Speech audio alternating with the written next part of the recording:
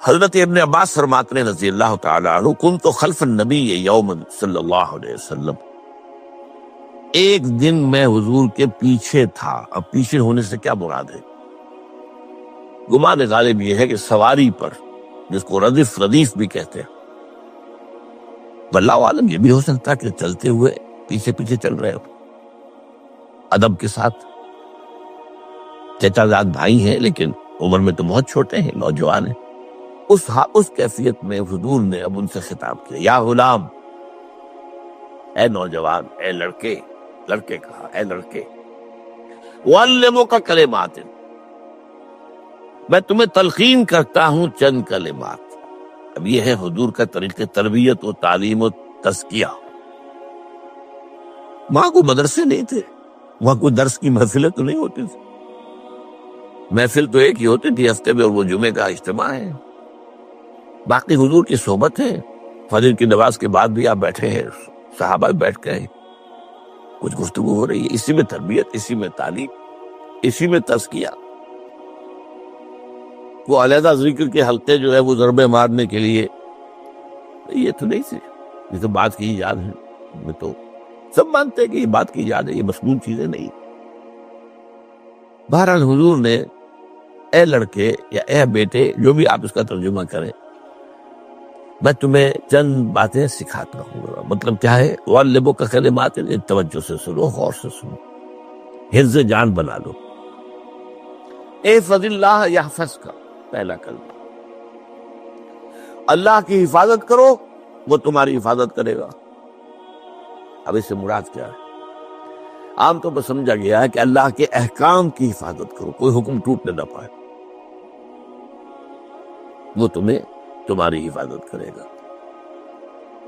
اور ایک مفہوم یہ بھی ہو سکتا ہے، اللہ کو اپنے دل میں محفوظ رکھو، اس کی یاد سے اس دل کو، اس خانہ قلب کو خالی نہ ہونے دو، مستحضر رکھو اللہ کو اپنے دل میں، تو اللہ تمہاری حفاظت کرے گا، اللہ تمہیں یاد رکھے گا۔ اور حدیث قدسی میں یہ الفاظ آئے، میرا بندہ جب مجھے اپنے دل میں یاد کرتا، میں بھی اسے اپنے دل میں یاد کرتا ہوں۔ جب میرا بندہ کسی محفل میں میرا ذکر کرتا ہے، میں اس سے کہیں بہتر محفل میں اس کا ذکر کرتا ہوں۔ اللہ کی محفل تو ملائے اعلیٰ کی ہے، ملائکہ مقربین کی ہے۔ وہ جو امیر خسرو کا شعر ہے، وہ پتہ نہیں کس کیفیت میں انہوں نے کہا ہے، خدا خود میر محفل بود اندر لامکاں خسرو، محمد شمع محفل بود شب جائے کہ من بودم۔ اے خسرو، رات میں جہاں تھا، وہ رات کوئی کیفیت تھی جو گزری ہے، وہ ایک لامکاں کی محفل تھی۔ اب مکان نہیں ہے، لامکاں ہے، مادی نہیں ہے وہ۔ اس کی محفل میں میر محفل اللہ تھا، اور شمع محفل محمد تھے صلی اللہ علیہ وسلم۔ خدا خود میر محفل بود اندر لامکاں خسرو، محمد شمع محفل بود شب جائے کہ من بودم۔ بہرحال اللہ کو تم اپنے دل میں مستحضر رکھو، اللہ تعالیٰ تمہیں بھی یاد رکھے گا۔ دوبارہ فرمایا، احفظ اللہ تجدہ امامہ تجاہک، اللہ کو یاد رکھو تو اپنے سامنے موجود پاؤ گے، جب چاہو دعا کرو۔ وہ جو با کہا ہے کہ دل میں ہے، جب چاہو مخاطب ہو جاؤ۔ دل کے آئینے میں ہے تصویر یار، جب ذرا گردن چکائی دیکھ لی، کہیں دور تو نہیں، نحن اقرب الیہ من حبل الورید۔ تمہارے دل میں اللہ ہے تو کہاں جا رہے ہو اس کو ڈھونڈنے کے لیے؟ اپنے دل میں۔ وہ جو بے دل نے کہا ہے، ستم است در حوست کشند کہ بسیر سر و سمندرا، تجھے ان کا کم نہ دمیدہ در دل کشا بچمندرا۔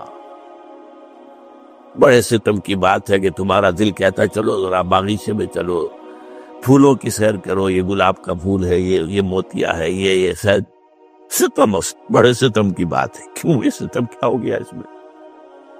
ستم است گر ہوست کشد، تمہاری خواہش تمہیں کھینچتی ہے کہ بے سیر سرگ و سمندرا، سرگ و سمن ذرا اس کی سیر کرنے کے لیے آؤ. تجھے غنچہ کم نظر، تو خود ایک غنچہ ہے، تو خود ایک پھول اللہ کا بنایا ہوا، اشرف المخلوقات. وہ اشرف المخلوقات سے بڑا کوئی پھول ہو سکتا ہے؟ تجھے غنچہ کم نہ دمید ہے، یہ در دل کشا، اپنے دل کا دروازہ کھولو. بچمن ترا، اس کے اندر جو چمن آباد ہے وہ کیا ہے؟ روح. دل مسکن ہے قلب، قلب مسکن ہے روح کا. تو احفظ اللہ تجد ہو امام یا تجاہک، اپنے سامنے موجود پاؤ گے. اذا سالتا فاسأل اللہ، اب آ گیا وہ مرکزی مضمون. دیکھو جب مانگو اللہ سے مانگو، غیر اللہ کے سامنے ہاتھ دراز کرو ہی مت. ایک حدیث میں آتا، یعنی حرام نہیں ہے، دنیاوی قواعد اصول قوانین کے تحت کسی سے مدد چاہنا، کوئی سوال کرنا حرام نہیں ہے. وہ تو میں نے کہا کہ اس پر اصرار آپ کریں گے تو اس میں بو پیدا ہو جائے گی، بدبو پیدا ہو جائے گی شرک کی.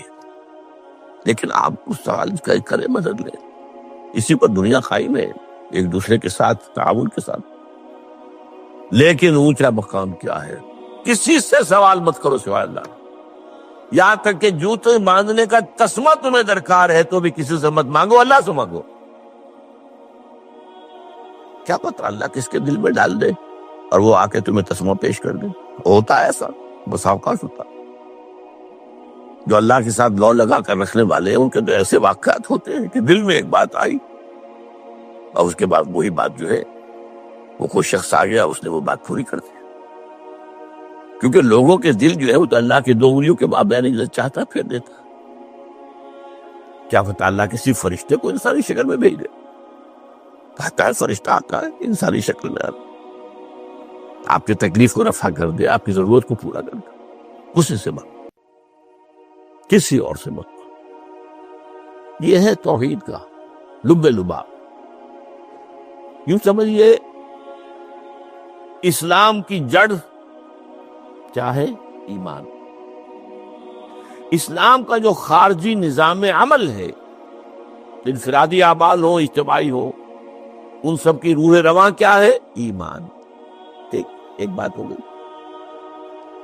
ایمان کا خلاصہ لب لباب کیا ہے؟ ایمان باللہ. جیسے ایمان بالآخرہ بھی ہے، ایمان بالملائکہ ہے، ایمان بالانبیاء ہے، ایمان بالرسل ہے، ایمان بالکتب ہے، ایمان بالقذف ہے. لیکن اصل ایمان، اسی لیے ایمان مجمل میں آپ کو معلوم ہے کسی اور چیز کا ذکر نہیں. آمنت باللہ کما ہوا باسمائہ وصفاتہ وقبلت جمیع احکامہ اقرار باللسان وتصدیق بالقلب. یہ ایمان مجمل ہے. اجمالی طور پر ایمان اس کا نام ہے. ہاں مفصل تفصیلی طور پر آمنت باللہ وملائکتہ وکتبہ ورسلہ والیوم الآخر والقدر خیرہ وشرہ من اللہ تعالی والبعث بعد الموت. تو اسلام کی جڑ ایمان، اور اسلام کا سارا جو نظام عمل ہے، چاہے انفرادی اعمال ہو چاہے اجتماعی، ان سب کی روح رواں ایمان. اور ایمان کا خلاصہ ایمان باللہ. اور ایمان باللہ کا اصل حاصل وہ ہے جو اس حدیث میں آ رہا. اس کے دو ہے تقاضے: عبادت صرف اسی کی، استعانت صرف اسی سے. اس لیے میں نے سورہ فاتحہ کا تذکرہ شروع میں کیا. یہ عبادت کا جوہر ہے، عبادت کا جو ہے یہ ایمان کا حاصل. عبادت صرف اس کی ہے اور استعانت صرف اس سے. استعانت ہی میں سوال بھی آ گیا، یہ بھی مدد ہے. آپ کسی سے کچھ مدد مالی چاہ رہے ہیں یا کوئی اور مدد چاہتے ہیں، کسی کام میں مدد چاہتے ہیں، جیسے میں نے کہا تھا کہ سفارش کرانا چاہتے ہیں، بھی مدد ہے. وَإِذَا اسْتَعَنْتَ فَاسْتَعِنْ بِاللَّهِ. اور جب مدد مانگو صرف اللہ سے مانگو. اب وہ سارے الفاظ یاد کر لیے: استدعاء، استعانت، استغاثہ، یہ جو غوث اعظم سے استغاثہ کیا جاتا ہے یہ تو شرک ہے. استغاثہ اللہ سے، دعائی اللہ کا. اس اعتبار سے استمداد، استعانت، استدعاء، استغاثہ، یہ سب اللہ سے، صرف اللہ سے. عبادت صرف اللہ، ایاک نعبد، اور استعانت صرف اللہ سے. اذا سالت فاسأل اللہ واذا استعنت فاستعن باللہ واعلم. اب یہ جو آخری ٹکڑا آ رہا ہے، حدیث نمبر 4 تھی، وہ عبداللہ ابن مسعود رضی اللہ تعالیٰ عنہ، اس میں بھی مضمون جو آیا وہ یہاں پر دوبارہ آ رہا ہے. وعلم، اور اے میرے بیٹے، میرے بچے، اے عزیز، علم، جان لو، ان الامت اذا اجتمعت علی ان ينفعوک بشیء، اگر سب لوگ جمع ہو کر چاہیں کہ تمہیں کسی شے کا نفع پہنچا دے، کوئی فائدہ پہنچا دے، لن ينفعوک الا بشیء قد کتبہ اللہ لک، نہیں پہنچا سکتے وہ تمہیں کوئی نفع مگر صرف وہی جو تمہارے لیے اللہ نے لکھ دیا. پھر کیوں مانگو ان سے؟ یہ تو فعل عبث ہو گیا، بیکار بات ہو گئی، ان کے ہاتھ میں کچھ ہے ہی نہیں. لہذا یہ جان لو، سب لوگ مل کر چاہیں کہ تمہیں کوئی نفع پہنچا دیں، نہیں پہنچا سکتے مگر وہی کچھ جو اللہ نے تمہارے لیے اگر لکھ دیا ہے تو مل جائے گا، ورنہ نہیں. آپ اندازہ کیجئے کہ جو شخص اس سطح پر آ جائے اس میں کتنا استغنا ہوگا. کسی کے سامنے پیشانی رگڑے گا اپنی، کسی کے سامنے ہاتھ پھیلائے گا، کسی کے سامنے اپنی عزت نفس کو ہتھیلی پر رکھ کر پیش کرے گا. تم نے سوال کیا تو عزت نفس تو تم نے اپنے کے سامنے پیش کر دی. اب وہ چاہے تو کچھ اس کا لحاظ کر لے، چاہے تو ٹھوکر مار دے تمہاری عزت نفس. یہ وہ مقام ہے جب مانگو صرف اللہ سے، جب مدد طلب کرو صرف اللہ سے. اور جان لو اگر تمام لوگ جمع ہو کر تمہیں کوئی فائدہ پہنچا ہو جائے، نہیں پہنچا سکتے الا بشیء قد کتب اللہ لک وان اجتمعوا علی ان یضروک بشیء لم یضروک الا بشیء قد کتب اللہ علیک. اگر سب مل کر چاہیں تمہیں کوئی نقصان پہنچا دے، نہیں پہنچا سکتے مگر وہی کچھ جو اللہ نے تمہارے لیے لکھ دیا. اب بتائیے خوف کی جڑ کٹ جائے گی کہ نہیں؟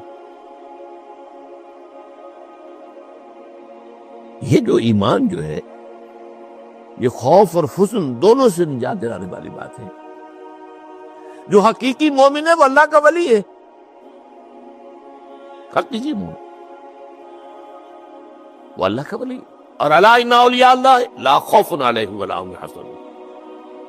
یہ اولیاء اللہ کو علیحدہ مخلوق نہیں ہے، کوئی ان کے سر پہ سینگ نہیں ہوتے، انسان ہی ہوتے ہیں، لیکن حقیقی معنی میں مومن. اس ان اعتبارات سے جو آج ہم پڑھ رہے ہیں، ایمان اس درجے کا پہنچ گیا تو اللہ کا ولی. اور لوگ کے لیے خوف کس بات کا ہوگا؟ کس سے خوف کروں؟ اس کے ہاتھ میں کچھ ہے ہی نہیں. اور اگر کچھ اللہ نے میرے لیے لکھ دیا وہ آتا رہے گا، چاہے میں لاکھ گڑ گڑاؤں اور اس کے سامنے یہ چھوڑ دے.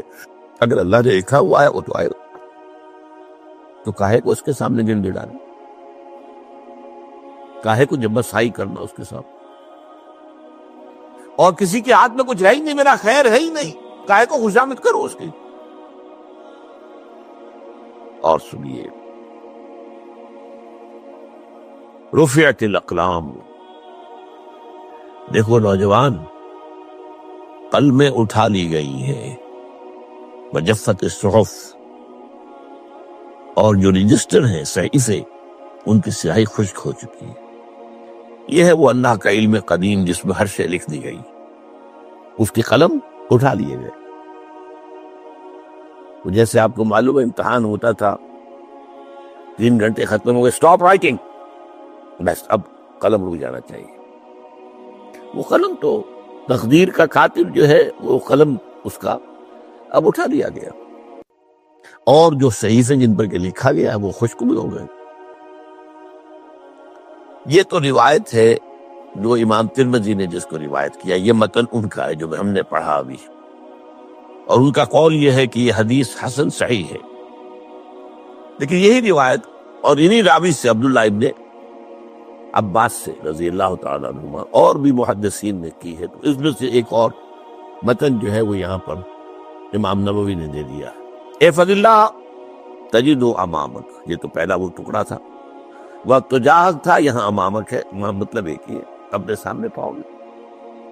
اللہ کی حفاظت کرو، اللہ کو دل میں، اللہ کی یاد کو محفوظ رکھو، گویا کہ اللہ کو مستحضر رکھو۔ ذکر اللہ کے معنی کیا ہے؟ استحضار اللہ فی القلب، یہ ذکر اللہ ہے۔ جنہیں ہم ذکر سمجھ بیٹھے ہیں وہ ذکر کے ذریعے ہے۔ اقیم الصلاۃ لذکری، نماز قائم کرو میری یاد کے لیے، نماز ذریعہ ہے یاد کا۔ یہ علیحدہ بات ہے کہ آپ نے 17 رکعتیں بھی پڑھ لی ہو جو عشاء کی، اور یاد آپ کو آئی نہیں کوئی، آپ تو ایک میکینیکل انداز میں جو ہے وہ اٹھک بیٹھک کر رہے ہیں، اور آپ کی زبان سے کچھ نکل رہا ہے، تو اس کا آپ کے شعور سے، دل کی گہرائی سے کوئی رابطہ ہے ہی نہیں، وہ ذکر تو نہیں ہوا۔ ہاں نماز فرض تھی، وہ ادا ہو گئی، آپ کی فرض ادا ہو گئی۔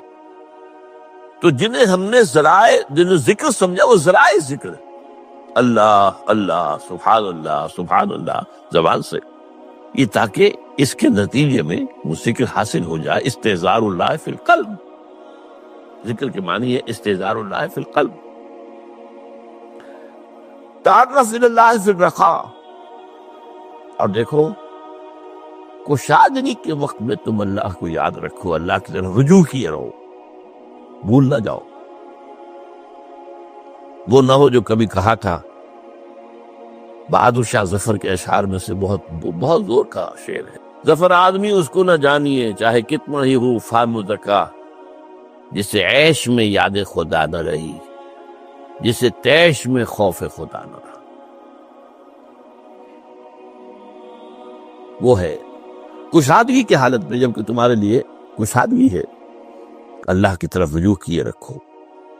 یعرف کا فی الشدہ، تو اللہ اپنی توجہ تم پر رکھے گا شدت کے وقت میں، جب تمہیں کوئی تکلیف، اس تکلیف کو تم پر آسان کر دے گا۔ تکلیف تو آنی ہے، لکھی ہوئی ہے، وہ تو آئے گی،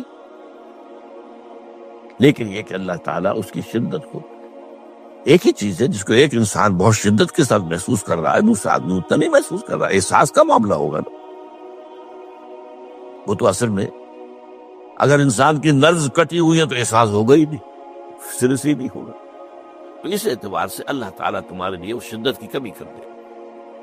وَعْلَمْ أَنَّ مَا أَخْطَأَكَ لَمْ يَكُنْ لِيُصِيبَكَ، اور جان لو جو چیز تم سے چھوٹ گئی ہے، رہ گئی ہے، وہ ہرگز تمہیں ملنے والی نہیں تھی۔ اب آپ نے کسی ملازمت کے لیے درخواست دی ہے، درخواستیں مانگی گئی ہیں، اپنی سی محنت کر لی، نہیں ملی ملازمت، اب آپ بیٹھے ہوئے افسوس میں، رنج میں، غم میں، فلاں نے یہ کر دیا، فلاں نے یہ کر دیا، وہ فلاں جو ہے بڑی تکڑی سفارش لے آیا تھا، فلاں نے رشوت دے دی۔ چھوڑو میاں اس کو، وہ تمہارے لیے نہیں تھی۔ کاہے کو اپنے ذہن کے اندر یہ کھچڑی پکا رہے ہو بیٹھے ہوئے؟ خامخواہ آپ شاید سوء ظن میں بھی مبتلا ہو رہے ہو، کسی نے نہ رشوت دی اور آپ سمجھتے ہو کہ رشوت دی ہے اس نے۔ یہ ساری چیزیں جو ساری سیئات، ان کی جڑکٹ ہے۔ وَعْلَمْ أَنَّ مَا أَخْطَأَكَ لَمْ يَكُنْ لِيُصِيبَكَ وَمَا أَصَابَكَ، جو چیز تم پر آ گئی، لَمْ يَكُنْ لِيُخْطِئَكَ، ہو ہی نہیں سکتا تھا کہ وہ تم پر نہ آتی۔ یہ کر لیتا تو ہو جاتا، شاید یہ کر لیتا، میں نے ٹیکا پہلے لگوا دیا ہوتا تو یہ بات نہ ہوتی۔ بھائی وہ جو ہونا تھا وہ ہونا تھا۔ اب یہ وہ چیز ہے جس سے انسان میں کیفیت پیدا ہوتی، تسلیم و رضا۔ ہم بھی تسلیم کی خو ڈالیں گے، بے نیازی تیری عادت ہی صحیح، اے اللہ جو تو نے چاہا مجھے قبول ہے۔ اسی لیے میں نے آپ کو آیتیں سنائی سورہ تغابن کی، ما اصاب من مصیبت الا باذن اللہ، کوئی مصیبت نہیں آتی مگر اللہ کے اذن سے۔ وَمَن یؤمن باللہ یہد قلبہ، جو اللہ پر ایمان رکھتا ہو اللہ اس کے دل کو ہدایت دے دیتا ہے۔ ہدایت کس بات کی؟ تسلیم و رضا۔ ستمش گر حوست کا شد کہ میں سر سلو سمندرا.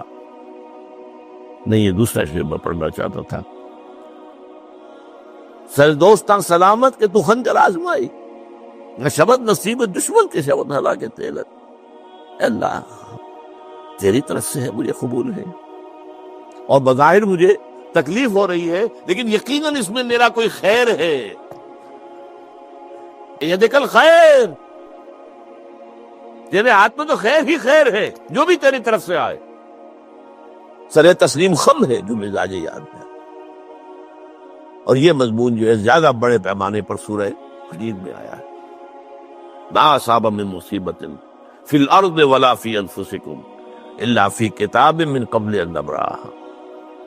کوئی مصیبت نہیں آتی نہ تمہاری جانوں میں نہ زمین میں. زمین میں زلزلہ آ جانا، سیلاب آ جانا، کچھ اور زمین کا دھنس جانا، یا یہ ہے کہ تمہاری جانوں میں کوئی بخار ہو گیا، کوئی اور تکلیف ہو گئی، اچانک معلوم ہوا کہ ثابت کو کینسر ہے، اور کینسر بھی اب 3rd stage کو پہنچ چکا ہے.